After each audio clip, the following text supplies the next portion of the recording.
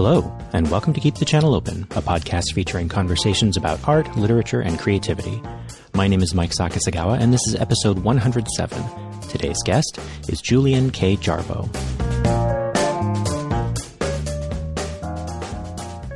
Hey everyone, welcome to the show. I hope that wherever you are, you're staying safe and healthy. Before we get started, I just wanted to take a moment to check in with you. It's a strange time right now. For many of us, it's been stressful or even scary. But also, I've found it heartening to see this outpouring of generosity and kindness and creativity, and I've been thinking a lot about what I might be able to do to help out in some small way. One thing that I know is that a lot of people are turning to podcasts as a way to pass the time or get information or just to escape and enjoy themselves for a bit. So first, I wanted to let you know that I am committed to continuing to put the show out on schedule for as long as I'm able to. And then also, I know we could all use a little extra stuff to listen to right now, so I've decided to open up the bonus audio archive so that everyone can access it. As you may already know, the Likewise Media bonus audio archive includes extra readings from guests of Keep the Channel Open and interviews with the authors of the stories featured on Likewise Fiction. If that sounds like something you'd enjoy, you can go over to our Patreon page at patreon.com/likewisemedia, and all of those posts are now free for everyone to enjoy. I've also temporarily suspended charges from our Patreon, which I hope is a small help to our patrons. You're, of course, still welcome to subscribe and pledge if you like, but I'll be keeping charges suspended for the next while until things get settled and more secure for everyone. Anyway, there's a link in the show notes to the Patreon page, and I do hope that you'll check out those bonus audio posts there. So that's what I've done so far, but, if there's something else you can think of that you'd like to hear or see from me, I do want to hear from you. Or even if you just want to connect for a few minutes, say hello, you can send me an email at podcast@keepthechanneleopen.com. I love collaborations, so I do hope to hear from you. Okay, so let's get on to today's show. Today's guest is writer Julian K. Jarboe. Julian K. Jarboe is a writer and artist from Massachusetts. They are the recipient of a Writers' Room of Boston Fellowship, a graduate of the Odyssey Writing Workshop, an honorable mention from the Tiptree Fellowship, and a residency from the Bemis Center for Contemporary Arts. They graduated from the Massachusetts College of Art and Design with academic honors. Julian's debut short story collection, Everyone on the Moon is Essential Personnel, came out earlier this month from Lethe Press, and that's what we're talking about in our conversation today. I really enjoyed these stories when I've read them the first time. Many of them have a mythic or fabulist style or setting, and they all have a strong central voice to them. They're just really well done. And of course, I also noticed in that first read how a lot of these stories are playing out not before or after a climate or economic crisis, but right in the middle of one. And when I came back to reread the book before recording our conversation, well, as you might guess, they hit a little differently the second time. It just sort of turns out that a lot of what we talked about was perhaps a little more applicable than I might have thought when we first scheduled our recording.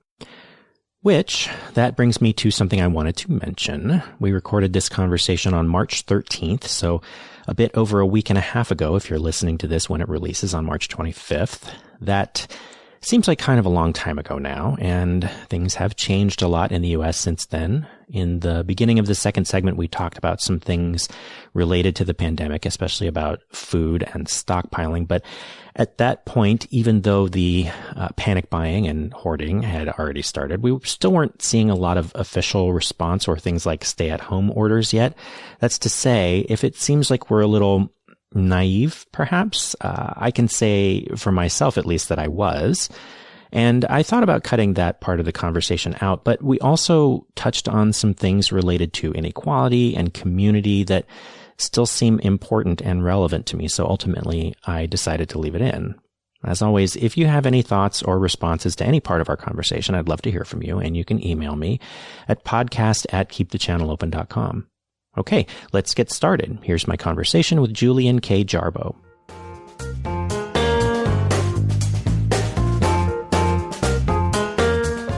So how are you today?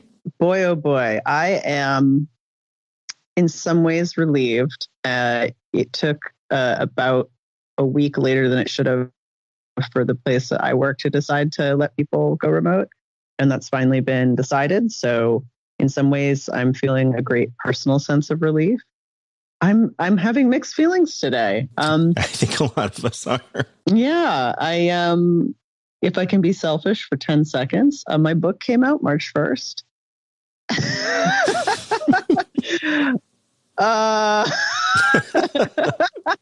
And yes, you're allowed to laugh about that.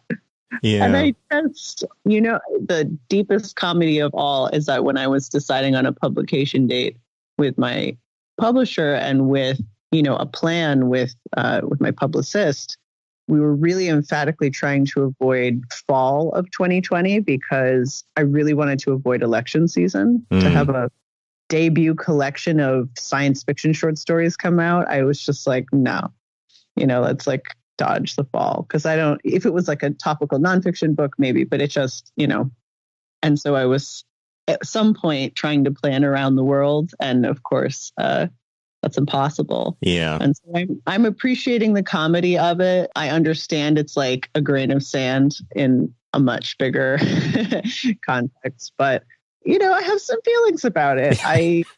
I'm not quite tacky enough to go out and tell people like, well, if you got some time on your hands, boy, do I have a good read for you. But I'm also kind of like, please buy my book. Yeah. It's like both of those voices are kind of in my head, and I'm trying to keep a sense of humor. Yeah. I think that's kind of where a lot of us are right now. It's either trying to keep a sense of humor or just completely submitting to the panic. I'm trying to stay in the former camp myself. Yeah, I think this is even relevant to the book, so I'm going to interweave these things. I'm a person who's extremely calm in a very real emergency. I had a job for a while, even as what is loosely called a fire guard. That particular job title might have changed for official purposes, but essentially it was my job to like be at big venues during events and enforce annoying rules that people always wanted me to make exceptions for because of basically, like actually if we do that, then we can have like, a nightclub disaster kind of thing. Mm-hmm. And then of course, if something did go wrong, to be the point person who knows where all the procedures and emergencies are. And I like really liked that job because I have like hypervigilance and I'm like constantly in my head, always like, yes, everything's going to go terrible. And so when things do go bad, I'm like, I know exactly what to do. I feel very calm. Yeah. It's funny that you said like if this book had been like a topical nonfiction book, you might have been a little more okay with a fall release. Right. Because I first read this maybe a month or so ago, and then coming back to it in the last few days to prep for talking with you today, it was interesting how it struck me a little differently, given everything. Yeah. Because obviously so many of these stories are sort of set like right in the middle of some kind of crisis situation happening, some kind of unfolding disaster that obviously there's not a way you can plan for something like that to happen right around the release of your book. But it is interesting how differently it struck me this on the second read. I'd love to hear more about that if you don't mind. Sure. Yeah. I mean, is that a weird request? No. I'm very curious about other people's perceptions. I'm so close to the material. So I think that the first time I read it, a lot of the things that I was, I think a lot of us, pretty much everyone, or maybe not everyone, but everyone who, actually believes in facts has had this sort of overhanging dread for the past several years about things like climate change and stuff like that. But, stuff still hasn't completely come to a head on some of those things the way that, it will eventually. But so it felt just a little more distant. Reading a story like one of the early stories in this book is Self-Care. Oh, yes. It just felt much more urgent to me. And I kind of actually wanted to start with that story, if that's okay. Can we start with that one? Absolutely. I'm so proud of this story. I love it so much. So let's talk about it. So there was a bunch of stuff that I wanted to talk about with this story. Obviously, like the voice of the story is it's singular, and it's really crucial to how the story presents itself. And then there's this sort of scenario that you're in with this story where the narrator is a queer homeless person who has this sort of punk rock attitude living through a climate disaster. And the thing that I found really interesting about rereading that story is how the narrator's attitude about everything that's happening around them is so defiant all the time in this way that on the one hand is kind of comical, but at the same time is like, it ultimately winds up feeling kind of triumphant in a way that I'm not sure it struck me that way to the same degree the first time I read it. But the more that I've reread it and the more that the whole world seems to be, things becoming critical, it's really interesting. So I wanted to talk a little bit about that story and that aspect of the story. Yeah. Do you want to hear about sort of where that story came from? I would love to hear where that story came from. Okay. So it came out of a few things. There were a couple of things I was reading and a couple of people that I know and a couple of things that were happening around me all concurrently that resulted in this story, Self-Care. The first is that, and I think this is very important and maybe obvious if you read all the stories in the book, I live on the ocean and not in like a cute beach town way. So I live in a port town that doesn't really have the kind of beaches that people go on vacation to. It's more, there's like pieces of old pottery and a lot of like weird industrial ash in the water. You're not really supposed to go fishing there. But, it's very close to working port. Just north of us is a fishing town that's still pretty active. And most of the ships that are here at this point are either small people's personal vehicles or they're like, recreations of tall ships that do tours and stuff like that. But the point is living on the water in a way that is not tied up in, a summer tourist beach town kind of scenario. It's just really different kind of experience. A few years ago, when I was sort of getting the inkling of what would become Self-Care in my head, we had such a bad summer storm that happened at the same time as like the worst of it hit like during a really big high tide. The water came all the way up into downtown and I was like unemployed and just kind of walking around or waiting around a little bit. I saw these two people come out of this bar that I like downtown. And when I say downtown, you have to imagine that this is a city only in the most technical sense. It's a town that has a mayor, so I guess it's a city, and not anything very particularly bustling. They come out of the bar, and this motorboat speeds up all the way to the bar and picks them up at the steps, and they just sort of like hop into it where there would normally be a road, and they motorboat away back to wherever they were going. And they looked so blasé. They must have been, actual sailors. But it cracked me up, the fact that it was just like Friday night, the street is flooded, this thing that feels in a movie like it would be like a disaster scenario. And people still are like, well, I'm going to go out. This is my night off. I'm just going to simply take a boat to the bar. And so that that observation really stuck with me. It was so different than this like either totally clueless denial attempt to preserve the shore as like a beautiful vacation thing, which kind of, there's this really big gap in more tourist-based beachy towns where, the tourists always want it to be pristine and the people that actually have to live there and work there all the time have to maintain that illusion. And it was very different than that. And it was also very different than this sense that people would like immediately go bananas. It was just like, oh yeah, wow, huh? We should probably plant some seagrass anyway. Let's motor on out to, and I live in the part of New England where all the restaurants have names like, Captain Muddy's or like, Krusty Scrod, we have alcohol license, that kind of thing. So it just, this was kind of what was going on around me when I got the image in my head of like, who actually has to live through and deal with these things. And it's not, this disaster movie. It's not this thing that will someday affect rich people. It's happening to people right now. And some things are being done, and people are not in denial per se, but they are also like kind of resilient and used to terrible things happening. And they will both care very much about the climate change plan and also kind of go out for drinks in their boat. Like, these are things that can happen concurrently. So I realized I just wasn't seeing stories that embraced both of those things. Do you know what I mean? Yeah. You know, and it's funny. I also live on the coast. I live in San Diego, and it's been real interesting watching the way people respond. Like I think more working class people around here are sort of kind of more just putting their heads down and doing whatever they can. And meanwhile, the like more affluent people are in some of the beach towns here are screaming about, oh, we need to build a seawall. We're not moving. You're supposed to. A seawall. Yeah, screw this managed retreat stuff. We're building a wall. We're going to keep the ocean out. No, you're not. Yeah. You're not going to keep the ocean out. It's going to win. Yeah, it will always win. It's very big. No. Yeah. That cracks me up. Immediately, the next town over is a very fancy town where people have built their beautiful dream homes right on the open ocean.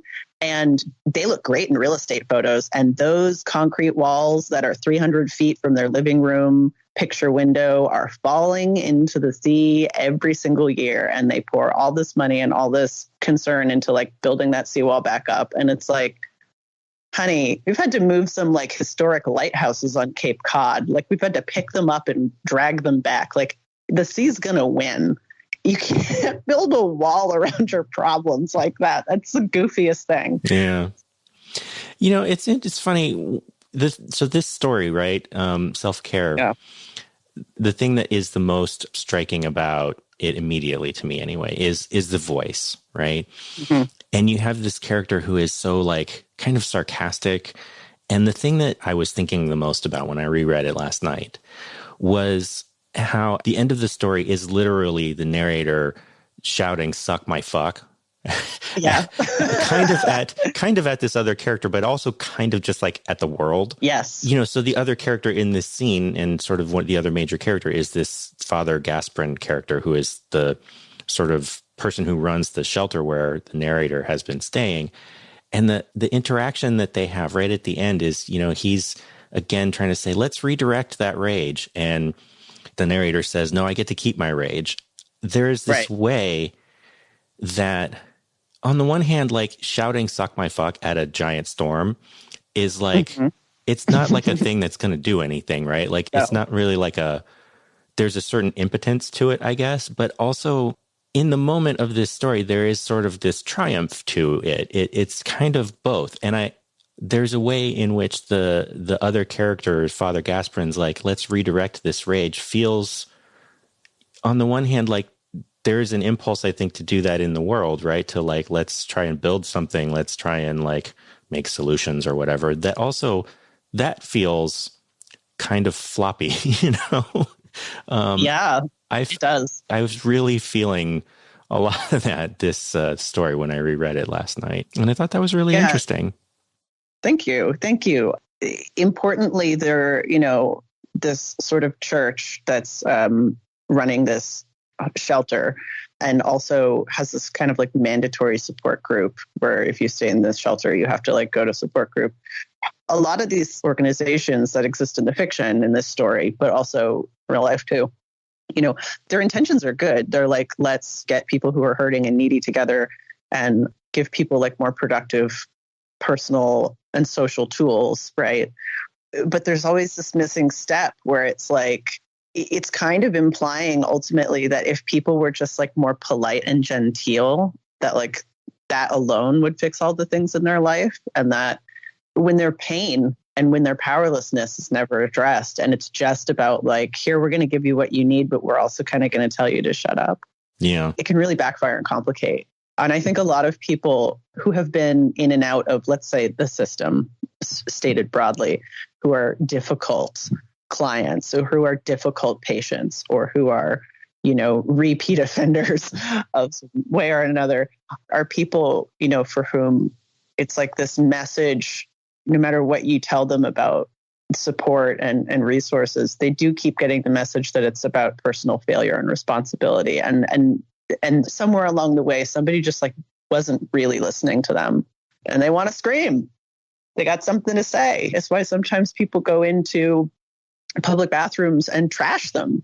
It's not because they were feeling funky and like wanted to cause chaos for fun. It's like that's a way that they can control their world. And that's like, that might be the only control they have in their lives, is trashing the bathroom or yelling fuck my fuck to a storm. And does it make anything better for them or anybody else? Probably not. But you can't just tell people that feeling just has to sort of go away. You do have to address it. Yeah. It is really striking too how, this Father Gasprin character is, as you say, probably well-intentioned, but also it feels a lot like he seems to think of himself as this sort of savior figure, and has this really sort of paternalistic attitude towards the people that he is, quote unquote, saving.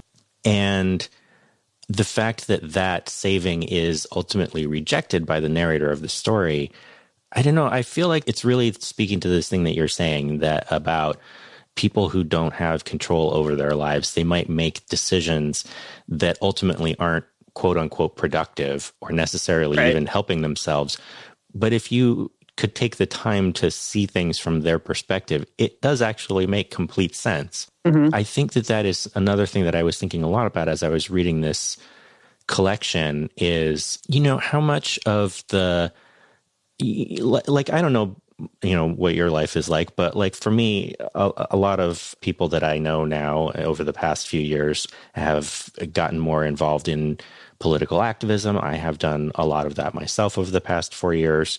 And yet there is still this sense that people aren't really listening to the people that are going to be the most affected by the things that we are, at least nominally supposed to be fighting for. And there is this real frustration with this, like this real frustration with, thinking like, oh, men or white people or affluent people are the ones that are like, oh, well, we know what's best here. We know what people really need. And it's something that I've found very frustrating in the work that I've been trying to do more recently. But what do you mean where people are not acknowledging like white supremacist patriarchy, or where people are basically just shutting down and saying like, if you have any kind of power, you don't know anything? Like, I can't quite tell which one you're saying. It's more the former. It's more like, the circles that I have found myself in tend to be people who are pretty upper middle class. Gotcha. Overwhelmingly white circles. They are a lot more women than men, which is, that's something. But there are ways in which some of the things that the discussions we have about how we want to organize things or how we want to plan things or which actions we're going to be focusing on can be a little, to put it politely, I suppose I would say insensitive, and it's a little frustrating. I'm often one of the only people of color in the room, and it can be a little strange at times. Yeah, I am. Boy, white women. Let's talk about white women for a minute. In particular, is that okay? Sure. One of the things that I've observed personally as a person who is no longer a woman, so to speak, but is still white, is that actually a lot of the things that white women and white feminism would call unique privileges to men are actually more really things that are particular to white people. And there's this real weird thing where there's almost like a distancing effect where people will be like, oh, well, white men have this kind of power. And it's like you, a white woman, by saying that are trying to acknowledge all these different axes, but actually you're sort of like rhetorically saying, I'm at arm's length from this. I don't have this, I don't really benefit from whiteness. And somehow like being a woman or, being queer or whatever is like a get out of jail free card or something, which is that's not how that works. So I have noticed like a very bizarre and sometimes very frustrating thing sometimes. I'll be real with you. I got kind of frustrated at a friend of mine in a very chill way, but like it was like an odd conversation. She this was a few years ago, and like it was a productive conversation, but she had one of those like male tears mugs, you know. It was like immediately following yet another police shooting of like a young Black boy. And I was just kind of like, male tears, huh? I was like, you know, you work for like a major university that sits on unceded indigenous land and like was built by slaves, like many of whom might have been men, you know, like do you want to maybe like look at this from a bigger picture? It was just, it kind of stuck in my craw. I was like, this is a little too flipped for me. And I'm like a raging feminist, and this is like a little too weird, you know, like there's just some things not being addressed here. It's a little, I mean, I find it a little bit challenging, you know, because at the same time that I'm often in the circles that I'm in, I'm often the only person of color, or maybe one of two people of color in the room. I'm also very often one of the only men in the room. Interesting. So it's always a little bit difficult to sort of navigate like the different sort of layers of privilege and power, the ways that I am more marginalized or more privileged than the people that I'm interfacing with. Right. I try to take it as an opportunity to engage in a little self-awareness. It can be frustrating at times. Yeah. It is important to listen to people and to sort of like, I think the word privilege was the wrong word. You know, now we have this whole framework around what privilege is and isn't. And like years and years ago, when it was sort of understood to be like really high level abstract way of 101, starting to understand that like not everybody can assume, you know, things are going to go a certain way in different contexts. It was productive. But I feel people at this point, they talk about privilege like it's an on and off switch, like it's this like binary thing. And you like lay out your pogs or your Pokemon cards and you like, do you have this privilege and you don't have that privilege? And it's like, it doesn't work like that.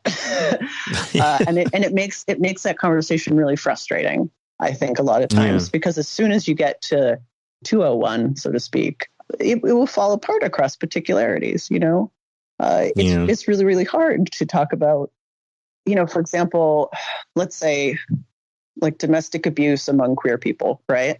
Like on the one hand, you're like constantly aware that a cis-sexist, heterocentric society is going to jump on every bad behavior and like be like, wow, look at these monsters. They all abuse their partners. And like, there's this tendency to underreport these things because there's real backlash to that. At the same time, because it's so underreported, like, and because people sort of buy into a complicated mythology around like, particularly how same gender pairings do or don't bring patriarchal things into the home. There's a tendency to sort of be in denial about it. So yeah, people who are gay and bi and trans can be shitty to each other in relationships. And then what do you do with that? You know, do you say, oh, you know, by the way, you know, my ex is kind of an asshole and people should look out for her. And then other people would be like, wow, you're saying this trans woman was an abuser. Like, do you think all trans women are monsters? And it's like, no, but there are absolutely people ready and waiting to take my personal experience and, you know, turn it into a reason to be hateful. And like the framework of privilege doesn't address the way those sorts of things break down on an individual level. You know, it's like incredibly, people can abuse each other without oppressing each other. It's complicated, right? Yeah. I want to sort of bring this back to the book a little again. No. It's great. I like the things that we were just talking about just now. There are sort of two other stories that are springing to mind, and I'm not sure which direction I want to go, because the way that people kind of can abuse each other sort of points me a little towards the title novella. And this idea of seeing people as monstrous brings me to the story I'm a Beautiful Bug. Oh boy. I think I kind of want to talk about that story a little bit, if it's okay. Yeah, I'd love to. I loved this story, and I think there's so much about this story like that. Again, like the voice of the story is so key to how the story is delivered. It's really interesting to me that the narrator of this story, who is voluntarily turning themselves into an insect, right? And it's sort of, it's obviously it's an inversion of the Kafka story that's actually even called out explicitly in the text of the story. it's really interesting how unfailingly polite and chipper the narrator is through this whole, in the face of all of this really awful shit that's happening. It's interesting, too, how this body that the narrator chooses is seen as monstrous by everyone else that they encounter, but it is a body that they see as beautiful and that they desire to have. And there is a real impulse for me as the reader to take this as an allegory. Mm-hmm. But the thing that is so like sort of delightful about it is there's this line in the sort of like, I don't think about 2/3 of the way through the story, where one of the characters is saying to the narrator, "Oh, the bug in Kafka's story is a metaphor, And the character says, "I am not a metaphor." And so, in wanting to take the story as metaphorical, to have one of the characters say, "I am not a metaphor," I thought that was kind of delightful. I'm so glad you liked that line, because I felt it very strongly when I wrote it. And particularly working in, I call it science fabulism, which is me being a little cute. But, science fiction / fantasy is a super broad umbrella. And when I was trying to kind of explain my work a little more succinctly to people, I was like, well, it's like literary speculative fiction. And then like, what does that mean? So I call it science fabulism because it emphasizes, I think, some of the, like, I'm not going to explain the world building for this to you thing that a lot of fabulous writing relies on. It's just going to keep on trucking. Mm.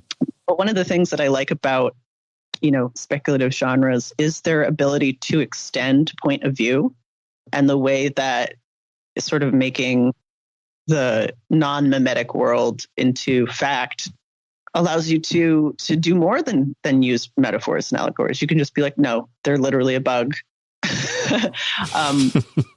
And how important that felt to me, where sometimes when I was trying to be more subtle or more realist, things kind of got reduced to metaphor or allegory anyway. It was really hard for me when I started writing to write anything I had actually thought or experienced, without people wanting to be like, what does this mean? What does this symbolize? What does your body symbolize? What does your identity mean to me? And I was like, oh, I kind of want to respond to that by like, of course, people can read whatever allegory they want into it. It's fiction. Go crazy. But also, I kind of wanted to like address it in the text itself. Yeah, I know. I don't know. That impulse to read a story, especially a fabulist story, as an allegory is so strong. And I think it's really sort of baked into how we are taught to read stories. Mm-hmm. I feel like a lot of what the stories in this collection are doing are sort of trying to trouble that standard way of reading, sort of trying to complexify. I don't know if that's actually a word. Complicate. It's now, yeah. Complicate the ways that we read stories. And there again, there is a way in which that feels, for a story to have a function of, making the reader do something differently, think something differently, feel something differently, see something differently. That in itself feels symbolic as well. Mm-hmm. But I always hesitate to say that art is itself an activism, but I do like to think about the function of art, like what art is doing on a real basic level. Right. And, to have stories like this that are largely about working class people, about queer people, and having the stories have a function of forcing people to think about these things differently and approach the stories themselves differently feels there. Like I said, it feels like a symbolism to that too. And I don't know, maybe I'm just a little too trapped in that you're not trapped. Framework. One thing that I also really set out to do in particular with that story, and with some of the other stories in this collection as well, is I wanted to bring a very specific voice and point of view, especially to first-person stories. I want it to feel like it's not trying to be everything for everyone. But I also wanted to leave enough room that it didn't feel like, it was only for one kind of person or another. Does that make sense? Mm-hmm. Sort of an orthogonal comparison, but, in something like children's literature, where there's like a very by the numbers problem where there are like more animal characters than like children of color in a lot of like picture books, you know, like that's dire. And so with something like a monster character or a bug character in something that is just, it's adult fiction, one of the things that I think about is like there are ways in which writing fantastic creatures and monster characters can serve usefully as analogs for multiple things. And there are also ways that can backfire, such as in the case of like picture books where like actually this is just obfuscating and compounding like a bigger problem where if everyone in the future is a green alien, that also means there are no Black people in this world, right? Like, and so one of the things that I tried to not do with this story was to allow it to be too heavily like, oh, this is a trans story and only trans people experience this, right? Like, no, like the first thing that this person experiences as a problem after they become a giant bug is border patrol. They need to cross back over into the United States. And they're like, oh, it looks like a lot of other people are having this problem too, on account of having skin and also names, and I really wanted at different points in the story to emphasize that there are multiple ways that you can get kind of caught in this trap, and that this particular kind of anger and this particular kind of frustration doesn't belong solely to an experience. But I also didn't want to just like ignore and like try and like never name what those experiences could be. Does that make sense? Yeah.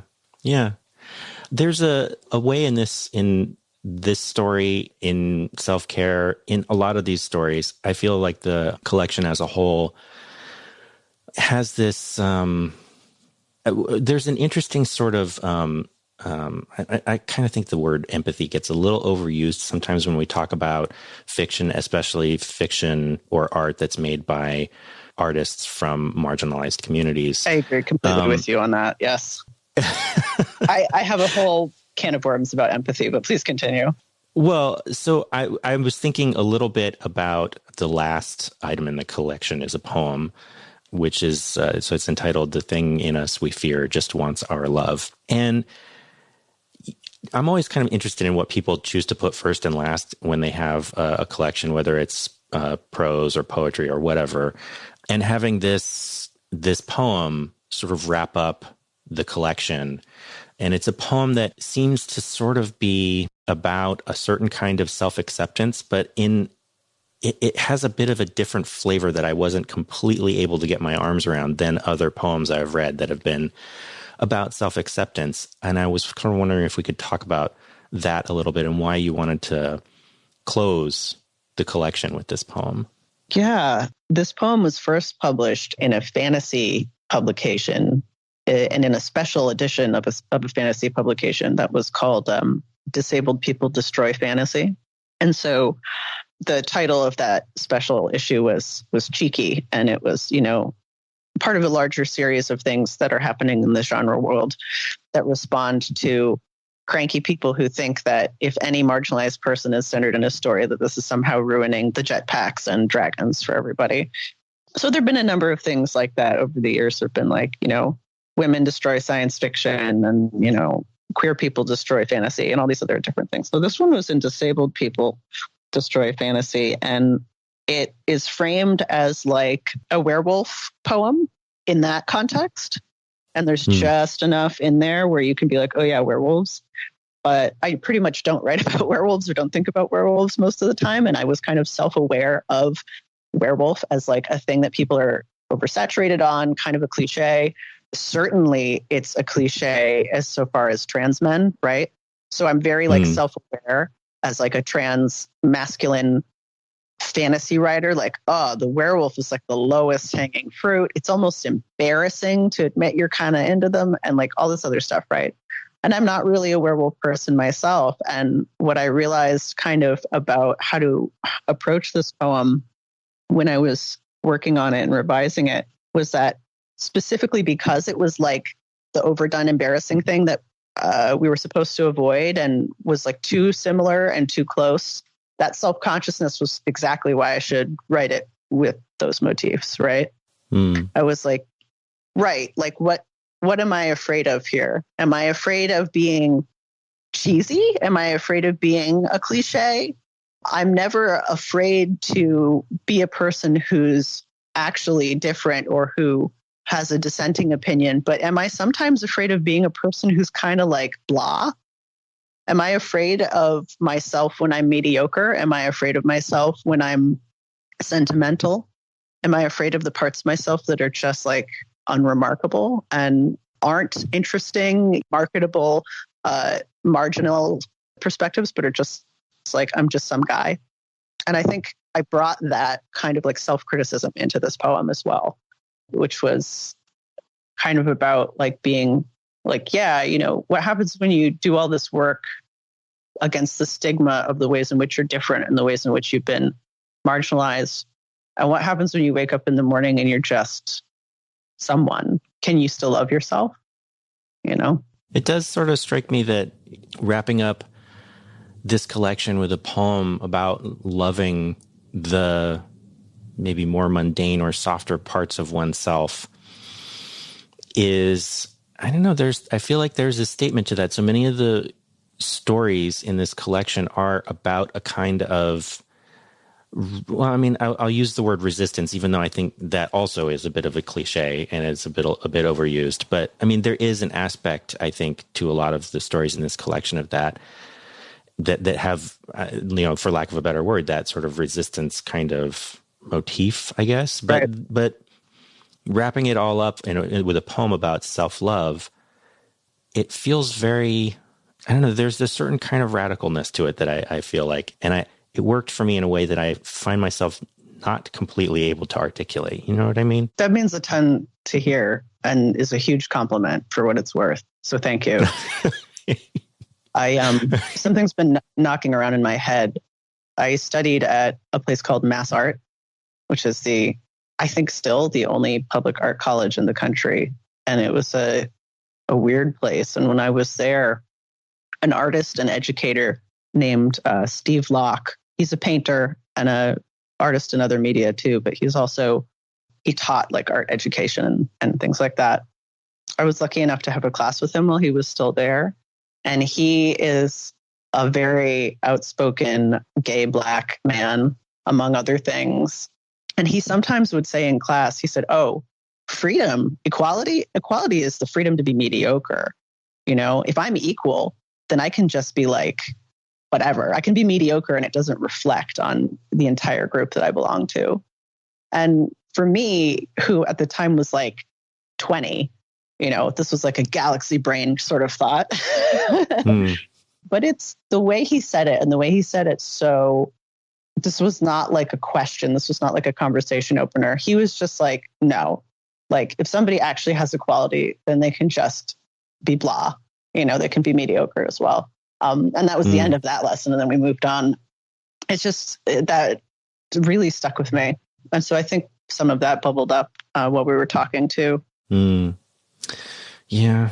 It's funny because I feel like, you know, like I say, like and we already talked about how privilege is not always the right word, but like, you know, there are aspects in which I'm a marginalized person, aspects in which I am not. I do feel like there is this way where I do often feel like I have to be excellent. And it kind of feels like there's a heaviness to that, to feeling like you have to be excellent. Yeah.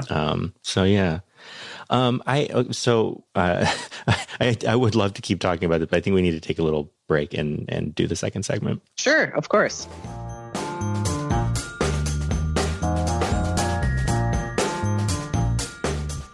So for the second segment, I always invite the guest to bring a topic of their own, which could be whatever you'd like to talk about, whatever happens to be on your mind. So what would you like to talk about today? Let's see. Let's talk about food. Okay. Where do you want to go? Well, here's the jumping off point, right? There's a whole lot of eating things that you shouldn't eat in my book, which is something that I discovered when I was revising it and putting it together. And I also sometimes write a food column.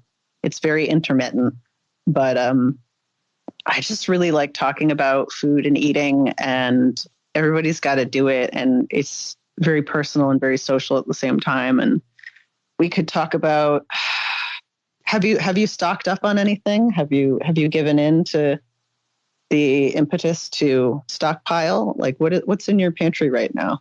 We did buy like 2 extra boxes of spaghetti, but that's about it really.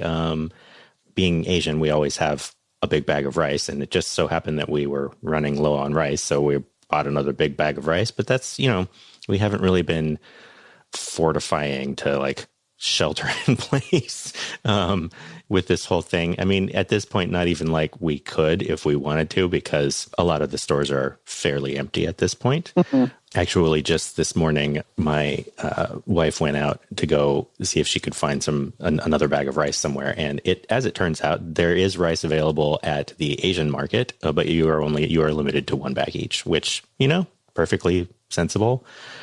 All right. Yeah. It's been interesting to see, like, people have been posting on social media, like, look at these empty store shelves. There's some kind of weird impulse that people have to take a picture of that and post it as if like thousands of other people aren't also doing this. Mm-hmm. What's interesting to me is, like no one would care if I took a picture of the perfectly fine shelves in the CVS down the street from me. They'd be like, what is this? And I'd be like, it's a picture of a place that hasn't been ransacked. And so there's this sense, I think, where people are like, oh, wow, everything's gone. And what's funny is, to me, is like where that's happening and where it isn't. Not funny, haha, but like, I don't know, I'm interested. My brother sent me, a picture from like the suburban supermarket where he lives. And it was like all the melons were gone. People, it's like a rush on melon. I don't know, maybe they just were going for whatever was fresh. And I live in I don't have a car. I live in a part of town that's, hard to have a car in, even if you did. And so most of the people who actually live in my neighborhood don't drive. And as a result, you can't buy in bulk. Everybody is kind of like at the store every other day with their one reusable shopping bag. And it's a little bit more villagey in pace. And as a result, even though I'm in the center of like this town in a pretty populated part of the country, I haven't yet quite seen this stuff happen because I actually just think I don't have the sort of setup where people are like filling up the minivan, right? So I'm thinking about that, and I'm thinking about the main economy in the town I live in is restaurants, and like all of these things come back to food. I love food, and I had to explain to a coworker from Germany the other day that if he was going to keep going out, the importance of leaving like an astronomical tip if he could swing it. And he was like, tipping, huh? He was like, I forgot that was a thing for you people.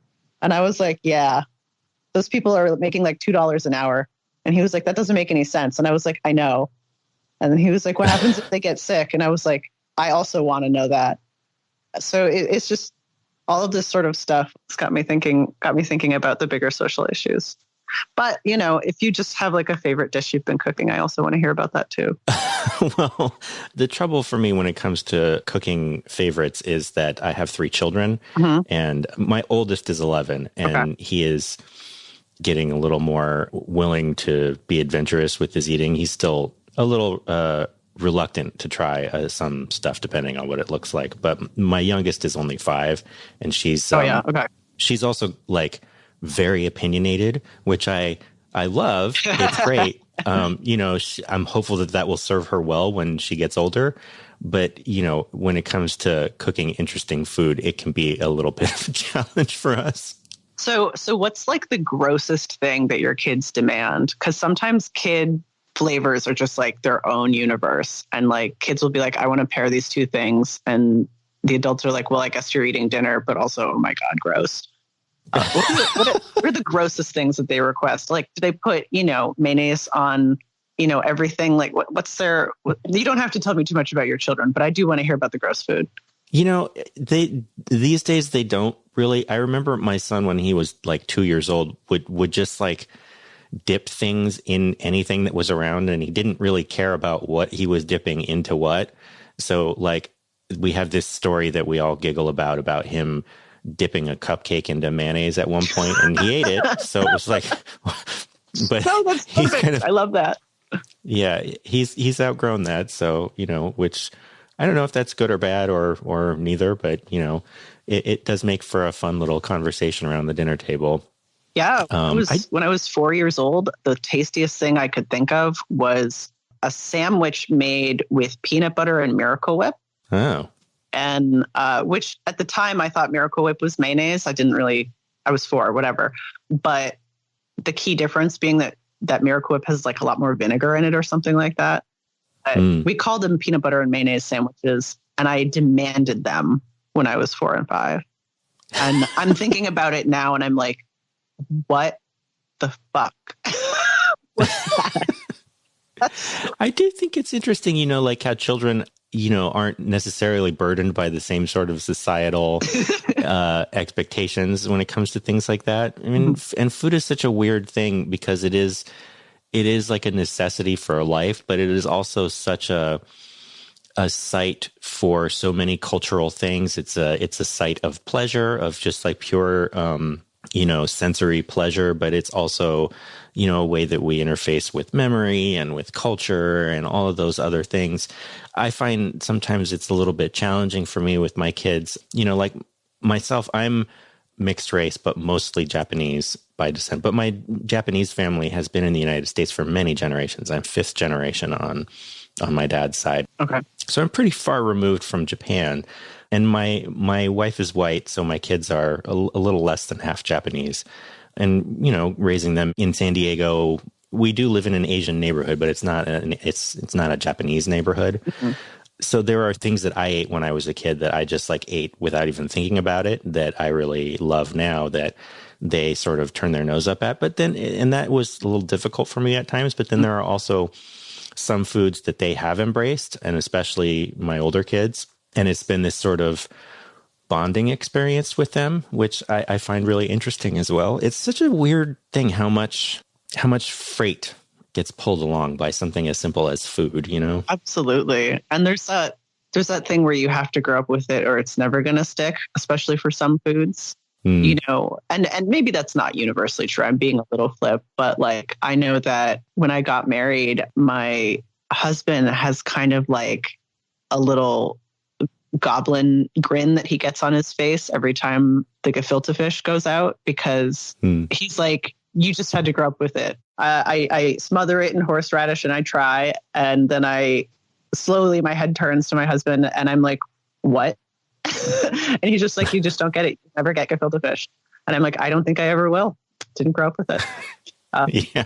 And, that's not to say that these things are like set in stone, but I think that there are, especially the more intense and niche a particular food is, the more it becomes this like test sometimes for people to connect culturally. And I think that's kind of sweet. At its worst are people who have this like weird macho thing about hot sauce, right? Where they're like, if you can't stomach the worst hot sauce or the worst whiskey or whatever, then like you don't get to be in the man club. And like, there are things like that, right? Mm-hmm. Or that thing like a few years back where bacon was on everything. Ugh. I'm over that. Yeah. But the nice edge of that very same impulse is that people use food like a playful social calling card. It transmits information that is not transmittable verbally, right? Like if your kid likes this thing that you're like worried they're not going to like how cool is that? You're like, oh, yes, got him. It is. There is something kind of nice about, I mean, like, there is a bit of a cliche about this kind of thing, and I don't want to oversell it, but food does provide us a nice opportunity to connect with other people. And, like I have friends that are, from different backgrounds. Like, I don't know, one of my best friends from college is Greek. And so like, we would bond over Greek food, and it was just a thing that he grew up with. And, it got a little annoying. Sometimes he would be like, oh, I notice you're doing your euro all wrong. But, oh yeah, who cares? But it was, right. Yeah, it was also there's a connection there, and I would give him a hard time over the way he ate sushi sometimes, and so it kind of went both ways. Of course. The comedy of authenticity being like immigrant groups have their own traditions completely that have nothing to do with whatever place of origin the food comes from, and like, yeah. what's traditional? Like, I'm not Italian, but like the joke is always like, all the things that we think of as being Italian food are all from North America. Yeah. Like the tomato. Yeah. Yeah. Oh, I got in this argument this one time with a woman I went to high school with, where I was getting irritated by seeing all of these white American people talking about how bougie Black Sesame ice cream is. And I was sort of, ranting about it on I think on Twitter, and not to anybody, but I was just sort of venting about, this is irritating to me because, it's totally normal in many Asian countries for Black Sesame ice cream. And I think it's really weird how people think that that's bougie here just because they're not familiar with it. And got into this argument with this, woman who I probably haven't even been in the same room with for 20 years, saying, well, but ice cream didn't come from Asia. And so maybe if it came from Asia, that it would be like a different thing. But, and I was just like, okay, I guess that's what we're doing. Right. I guess this is what we're fighting about now. Yeah, people really are like, well, I guess it goes both ways. And I'm like, you really think that that's what's at stake? Like, an art museum near me, like a year or so ago, was speaking of things from Asia that people don't understand, was trying to like enhance an exhibit by like having people try on. Oh, I know what you're talking about. Yeah. They're like, come try on the kimono like a costume. Like, very, very bad idea. And eventually, like, I think they were forced to listen to the very smart and persistent activists who were like, could you not?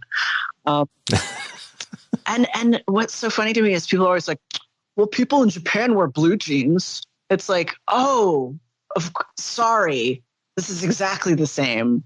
I take it all back, right? Like, yeah.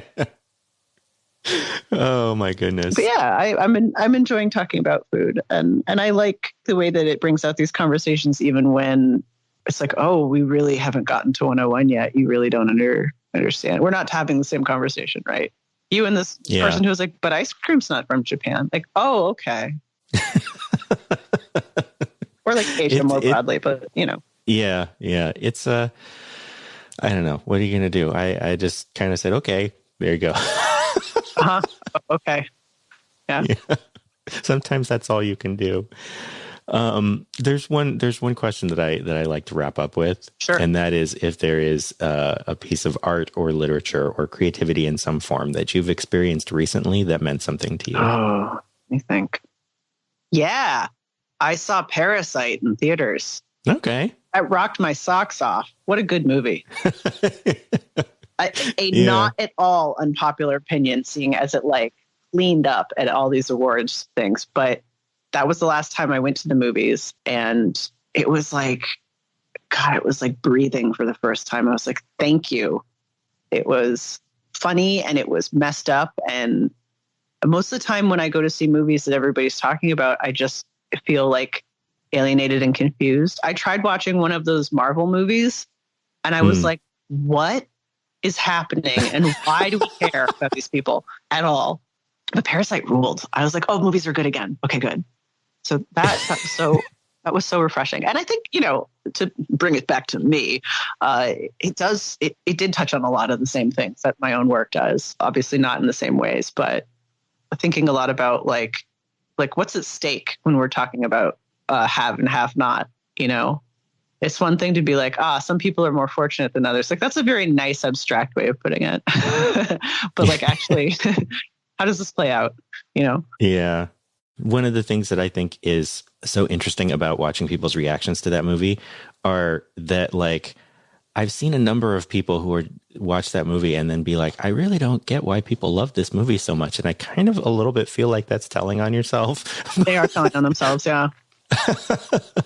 But I mean, even if nothing else, like, even if like the sort of social commentary completely misses you, it's just like a really well-made movie that, like, the sort of caper aspects to it, and like the, when you make that turn in the middle and everything gets really tense, like it's just like a fun movie on even without all that other stuff. It's like, but like, it's been pretty interesting to see who connects with it more and who is not. Yeah, it's exquisitely made. had no idea until I looked it up that almost all of those sets were like built sets, and they look like they're real places on location somewhere, but like they built that house, they built that neighborhood. And, you know, had to do it in like a giant swimming pool so they could do the rainstorm scene. And I was just like, a thing that exists somewhere for disaster movies. And they did it for this. And so much attention to detail went into it. And I love that, you know, like every once in a while, something that's just like go big or go home, like every detail gets like meticulous care. Sometimes that can, you know, be to the detriment of a certain work of art. But for this, I was like, no, for film, that's the way to do it. And it was so cool and so well made. Yeah. Well, thank you so much for talking with me. I really appreciate it. I had a good time. I did too. Thank you so much for talking to me.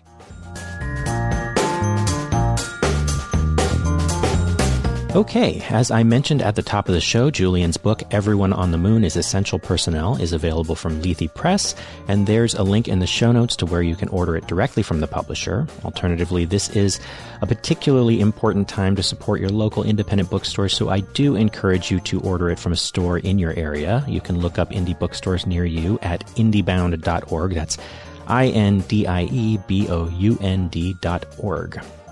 And that is our show. Editing and mixing help on this episode is by Callie Wright. The music is by Poddington Bear, and transcription help on this episode is by Shea Aguinaldo.